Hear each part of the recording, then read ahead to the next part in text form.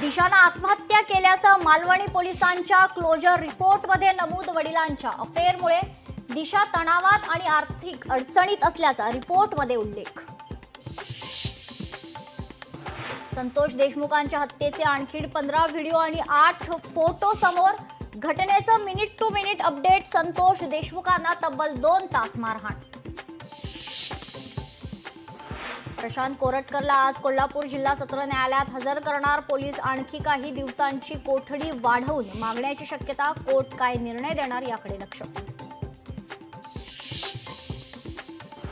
आगामी सिंहस्थ कुंभमेळ्यासंदर्भात नाशिकसह त्र्यंबकेश्वरमध्ये बैठक. कुंभमेळ्याच्या नामकरणाच्या वादासह आगामी नियोजनासंदर्भात चर्चा होणार.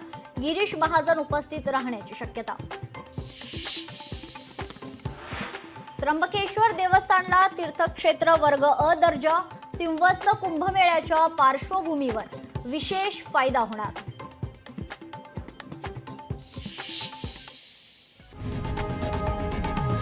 लोकशाही मराठी ऐका, पहा, जागरूक रहा.